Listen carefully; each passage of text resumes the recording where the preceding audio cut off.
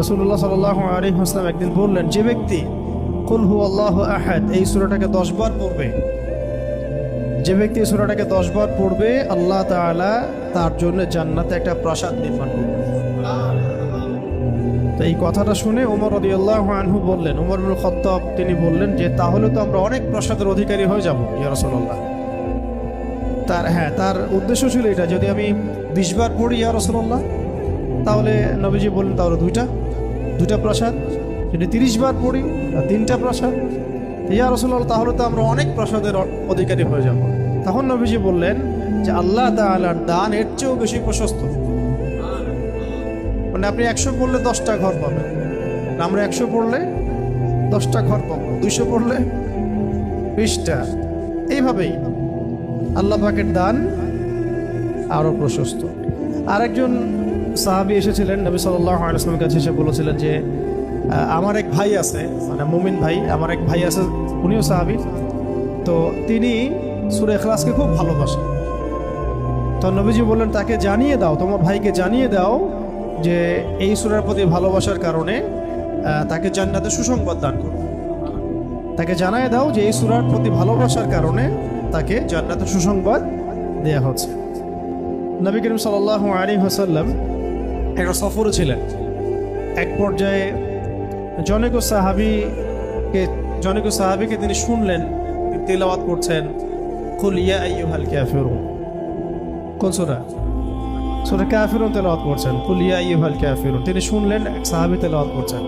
এটা শোনার পরে তিনি বললেন যে সে শিরক থেকে পবিত্র হয়ে গেছে, সে শিরক থেকে পবিত্র হয়ে গেছে। এই জন্য একটা বর্ণনা আসছে রাতের বেলা সূরা কাফিরুন পড়লে আল্লাহ পাক তাকে শিরক থেকে হেফাজত করবেন ইনশাআল্লাহ। আর আরেকজনকে তিনি পড়তে শুনলেন কুল হুয়াল্লাহু আহাদ। একজন পড়ছিল সূরা কাফিরুন, আরেকজন সাহাবী পড়ছিলেন সূরা ইখলাস। তখন নবীজি বললেন তাকে মাফ করে দেয়া হয়েছে, তাকে মাফ করে দেয়া হয়েছে। সুবহানাল্লাহ।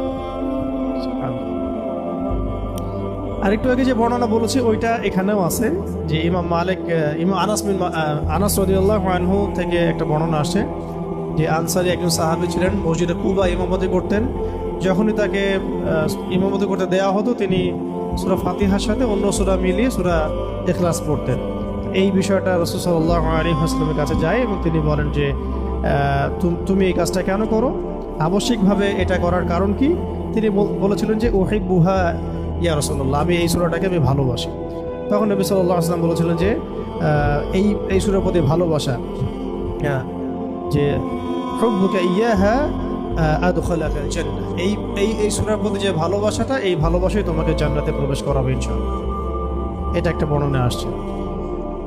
এরকম আরো সিমিলার বর্ণনা আছে। আরেকদিন আবু হুরায়রা রাদিয়াল্লাহু আনহু তিনি বলছেন যে আমি রাসূল সাল্লাল্লাহু আলাইহি ওয়াসাল্লামের কাছে বসেছিলাম, এমন সময় এক ব্যক্তি সূরা ইখলাস তেলাওয়াত করা শুরু করলো। তখন নবী সাল্লাল্লাহু আলাইহি ওয়াসাল্লাম বললেন যে ওয়াজাবাত। কি বললেন? ওয়াজাবাত, ওয়াজিব হয়ে গেছে। ওয়াজাবাত মানে ওয়াজিব হয়ে গেছে, ওয়াজাবাত মানে ওয়াজিব হয়ে গেছে। আমি জিজ্ঞাসা করলাম ইয়া রাসূলুল্লাহ কি ওয়াজিব হয়ে গেছে, কি ওয়াজিব হয়ে গেল? তিনি বললেন যে আল জান্নাহ, জান্নাত ওয়াজিব হয়ে গেছে, এই ব্যক্তির উপর জান্নাত ওয়াজিব হয়ে গেছে।